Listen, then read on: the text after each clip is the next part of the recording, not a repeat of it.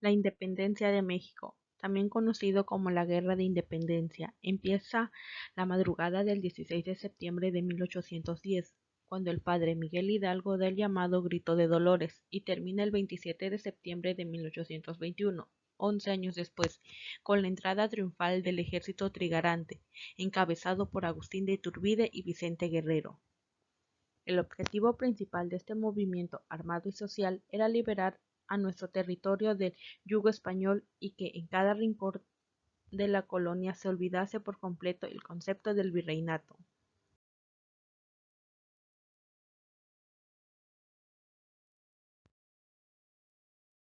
La Revolución Mexicana 1910-1917. La Revolución Mexicana es el movimiento armado iniciado en 1910 para terminar la dictadura de Porfirio Díaz y que culminó oficialmente con la promulgación de la nueva Constitución Política de los Estados Unidos Mexicanos de 1917, siendo esta la primera a nivel mundial en reconocer las garantías sociales y los derechos laborales colectivos. Al inicio del mandato de Porfirio Díaz se dieron sublevaciones de gente perteneciente al antiguo régimen liberal y que una serie de acontecimientos políticos, económicos y sociales fueron punto clave para el surgimiento del movimiento de la Revolución Mexicana, pudiendo concretizar entonces su origen como el resultado de las siguientes causas. Políticas: un régimen envejecido ante la ausencia de integración o formación de nuevos dirigentes y el empuje natural de las nuevas generaciones. Sociales: la mala administración de la justicia, la riqueza acumulada en poder de solo unos cuantos y la pobreza extrema de la mayoría de la gente, las condiciones infrahumanas de los campesinos quienes, aparte de carecer de tierras, sufrían el maltrato de los capataces, imperando en todo momento las condiciones de servidumbre. De igual forma, las condiciones de los obreros en las fábricas ante extensas jornadas de trabajo que iban de las 14 a las 16 horas diarias a cambio de un salario miserable e injusto. La adopción de la cultura francesa sobre la cultura nacionalista, sobre todo la incapacidad del general Porfirio Díaz para comprender las necesidades de justicia social y la participación política.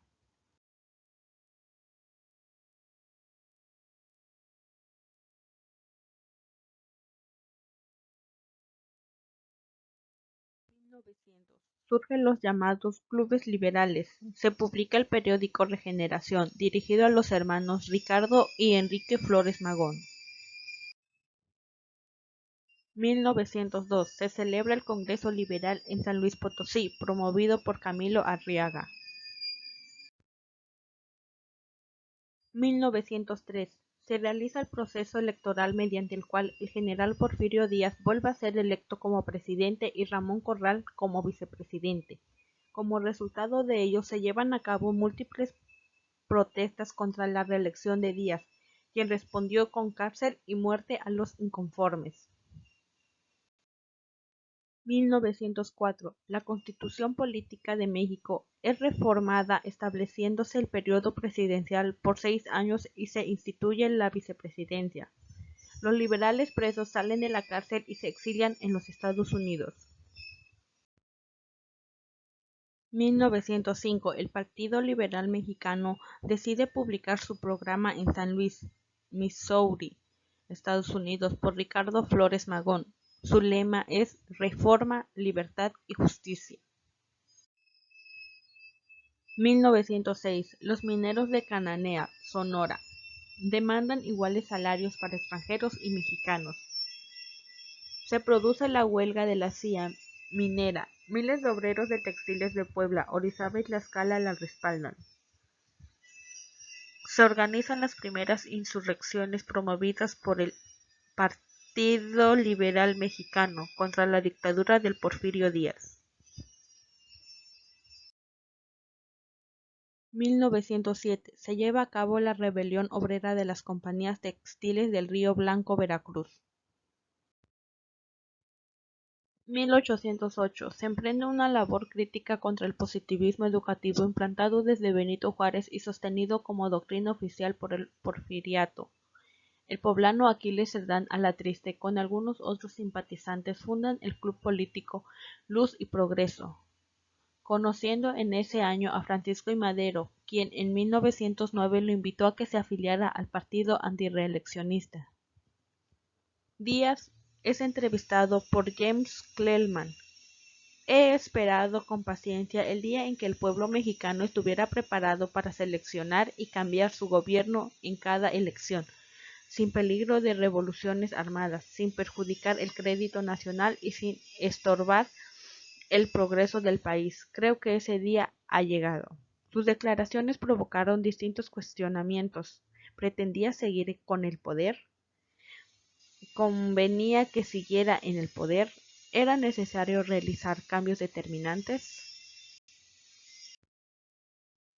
1909. Surgen dos grupos principales dispuestos a la lucha electoral, el Partido Nacional Democrático y el Partido Antirreeleccionista, en cuyas filas se hallaban Francisco I. Madero, Emiliano Vázquez Gómez, Toribio Esquivel, José Vasconcelos y Luis Cabrera.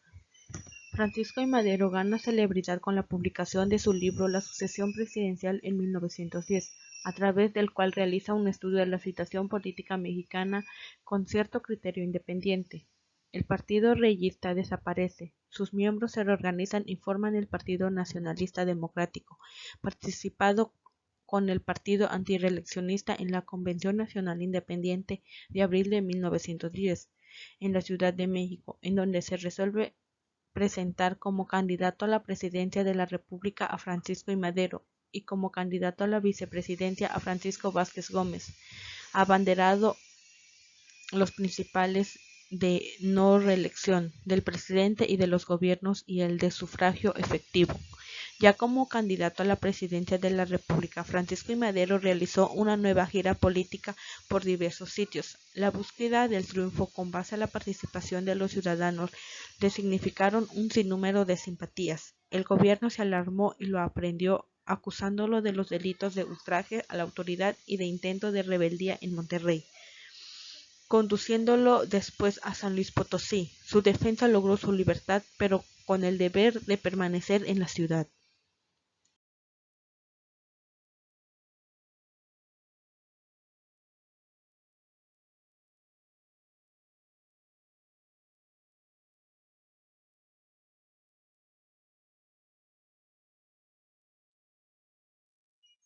(1910) El Congreso declaró triunfantes a Porfirio Díaz y Ramón Corral como presidente y vicepresidente, quienes ocuparían los cargos en el periodo 1910-1914. Francisco I. Madero se fuga hacia San Antonio, Texas, y se dispone a iniciar la lucha armada el 5 de octubre de 1910. Proclamó el Plan de San Luis, el cual señala en el artículo 7. El 20 de noviembre, desde las 6 de la tarde en adelante, todos los ciudadanos de la República tomarán las armas para arrojar del poder a las autoridades que actualmente nos gobiernan. Este se considera sería el inicio formal de la Revolución Mexicana. Sin embargo, no fue así. Al enterarse el gobierno porfirista que Aquiles Cerdán encabezaba uno de los centros más peligrosos de antirreeleccionistas en Puebla y que en su casa se encontraban algunos individuos con armas, la policía hizo un cateo el día 18. Pero cuando los gendarmes llegaron, comenzó el tiroteo. Este se promulgó por mucho tiempo, necesitándose la intervención del ejército para sitiar la casa y ocuparla, resistiendo toda la familia Cerdán con ahínco y convicción. Cuando el parque se agotó, los Cerdán se rindieron, escondiéndose Aquiles en una especie de sótano donde apenas cabía un hombre. Ahí amaneció hasta el día siguiente, cuando al toser en la madrugada del 19 fue descubierto y asesinado por el soldado que hacía la guardia, el cual le hizo 2 disparos en la cabeza. Puede considerarse que la Revolución Mexicana dio inicio en Puebla, con la presión sufrida por la familia Cerdán. En el transcurso de las siguientes semanas surgieron guerrerillos por todo el país. Emiliano Zapata, Ambrosio y Rómulo Figueroa y Miguel Asunzulo en Morelos, Salvador Escalante y Ramón Romero en Michoacán y Jalisco, Gabriel Hernández en Hidalgo, Pascual Orozco y Francisco Villa en Chihuahua, entre otros.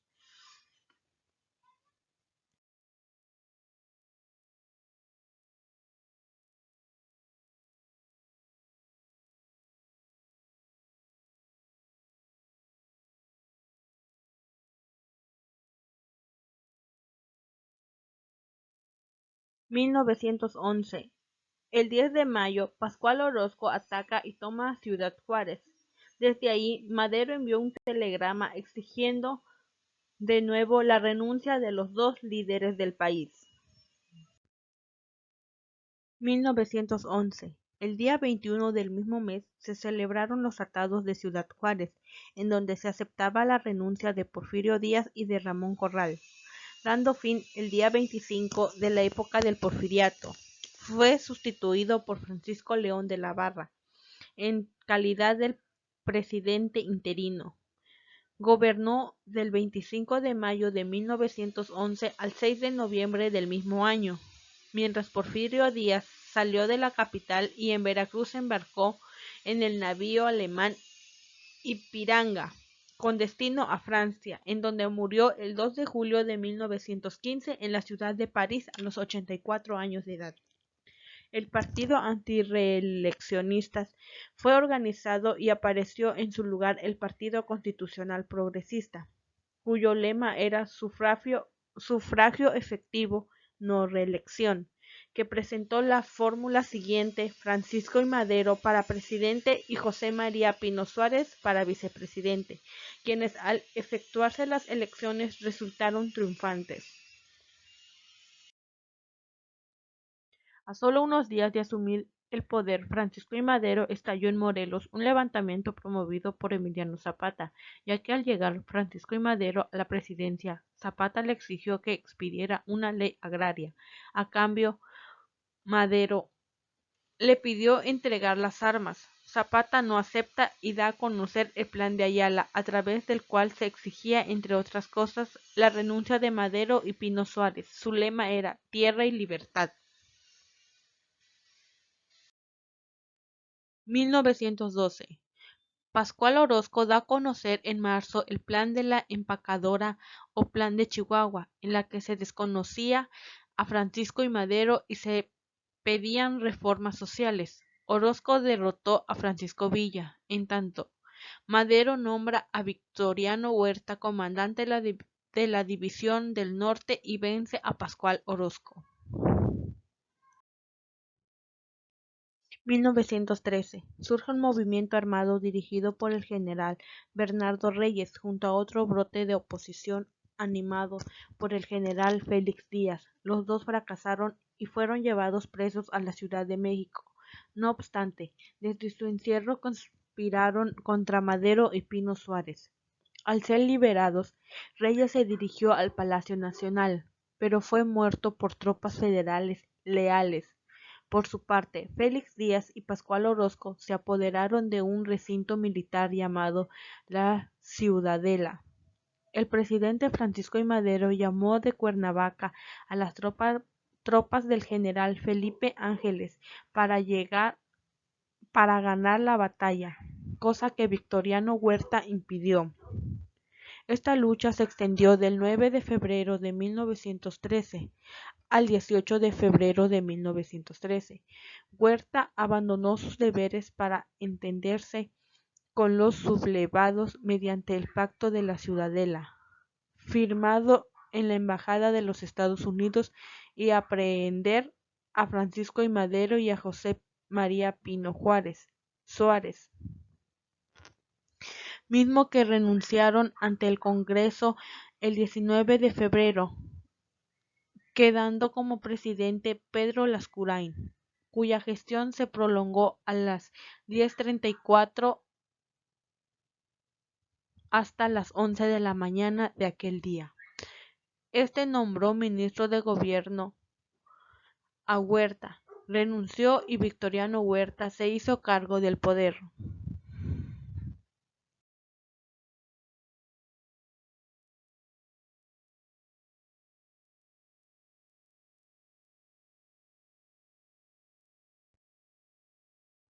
Se propaga la rebelión en contra de Victoriano Huerta, bajo la acción del gobernador coahuilense Venustiano Carranza, quien dio a conocer el Plan de Guadalupe el 26 de marzo de 1913, en donde ostentaba como primer jefe del ejército constitucionalista y pide regresar al orden constitucional.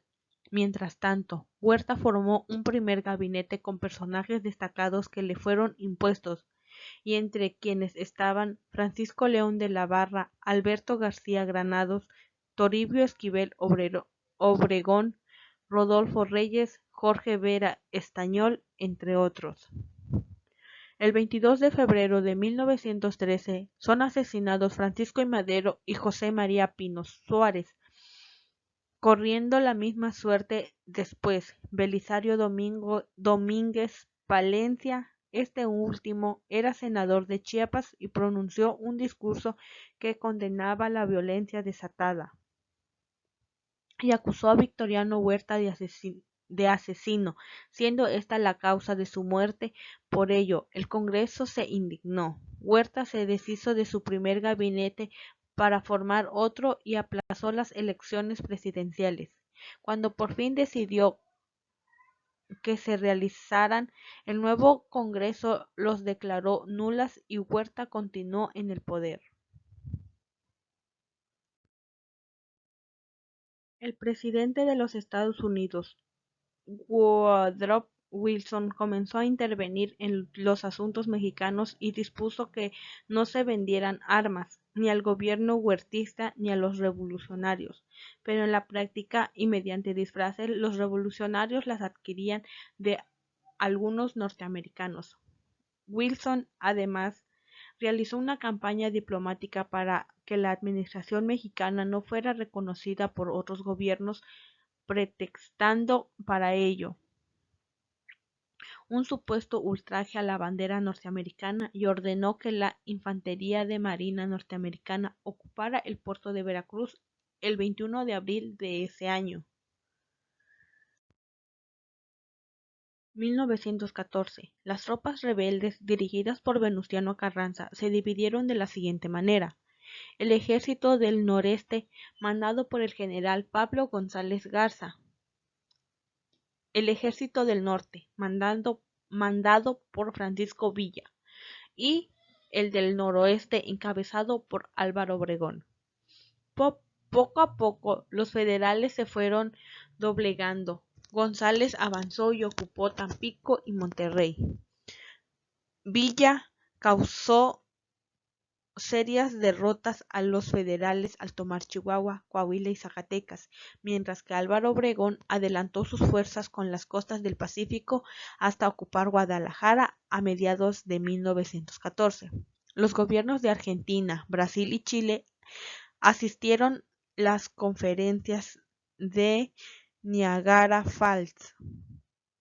En ella, los norteamericanos se convirtieron en los voceros de los carrancistas. Estos señalaron como indispensable que Huerta dejara el poder. Ante tal situación, Huerta renunció y quedó como presidente el licenciado Francisco Carvajal, quien ostentó el cargo el día 15 de julio al 13 de agosto de 1914. De 1914 a mayo de 1920. Desaparecido el régimen huertista, los caudillos revolucionarios luchan entre sí. Venustiano Carranza, por ser el primer jefe del ejército constitucionalista; Francisco Villa, por ganar las batallas de mayor importancia contra Victoriano Huerta y pedir la repartición de tierras; Emiliano Zapata, porque exigía el cumplimiento del Plan de Ayala. Esta situación es descalificada por los demás grupos, quienes deciden convocar a la Convención de Aguascalientes en octubre de 1914. A dicha convención asistió Álvaro Obregón en representación de Venustiano Carranza, Antonio Díaz Soto y Gama representando a Zapata, y Francisco Villa. Los convencionalistas acordaron la renuncia de Carranza, Villa y Zapata a los mandos que ejercían y se nombra presidente Eulalio Gutiérrez, quien tomó el cargo el 3 de noviembre de 1914 y lo abandonó el 28 de mayo de 1915. Las tropas convencionistas obligaron a Venustiano Carranza a salir de la capital y tomar el rumbo de Veracruz, en donde expidió 3 leyes que le hicieron acreedor de una fuerza superior ideológica frente a otros caudillos: la Ley del Municipio Libre, Ley Obrera y Ley Agraria. Gutiérrez deja la presidencia. Francisco Villa se enfrenta a las tropas carrancistas comandadas por Álvaro Obregón en la región de Celaya en abril de 1915, en donde los villistas fueron deshechos por Álvaro Obregón. Los hombres de Villa fueron asesinados por los carrancistas, por lo que Villa se refugió en Chihuahua. 1915. En agosto 15, las primeras fuerzas revolucionarias ocuparon el capital y Obregón quedó como autoridad principal. Este dispuso la ocupación de varios templos y la aprehensión de los sacerdotes del arzobispo de México y decretó la expulsión de los sacerdotes extranjeros, mientras que a los mexicanos los envió a Veracruz. En muchos lugares se dio el cierre de colegios católicos, muerte por confesión y la quema de confesionarios. Estas acciones fueron impulsadas por el general Plutarco Elías Calles. Lo anterior originaría a la postre la Guerra Cristera. En octubre de 1915, los Estados Unidos conocieron como único gobierno al de Venustiano Carranza. En respuesta en tal reconocimiento, Villa atacó la población de Columbus, Nuevo México, Batalla de Columbus, con 400 hombres, tomándola por unas horas y dando muerte a americanos en Santa Isabel, Chihuahua. El presidente de Estados Unidos, Woodrow Wilson, envió a México una expedición comandada por el general John Pershing, el cual nunca dio con Francisco Villa. Las tropas carrancistas y estadounidenses también lo buscaron por 6 meses, pero nunca lo encontraron. Durante esa búsqueda fueron derrotados en Parral y en el Carrizal. En ese tiempo, los villistas recuperaron parte de su volvieron a tomar Chihuahua exitosamente, aunque solo de manera momentánea. 1917. Con la fuerza militar a su lado, Venustiano Carranza convoca un congreso constituyente a la ciudad de Querétaro, al que concurrieron solo diputados carrancistas. El congreso trabajó 2 meses dedicándose a elaborar una nueva constitución federal en la que se introducen reformas en su articulado y se establecen principios innovadores en materia agraria. Entre sus normas fundamentales pueden mencionarse las siguientes. El artículo primero estableció el otorgamiento de garantías o de derechos individuales a toda clase de mexicanos. El artículo segundo, la prohibición de la esclavitud. El artículo tercero estableció la educación laica para escuelas oficiales y particulares.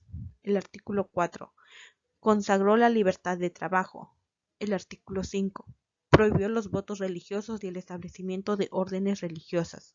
Artículo 7 prohibición secuestrar la imprenta como cuerpo del delito.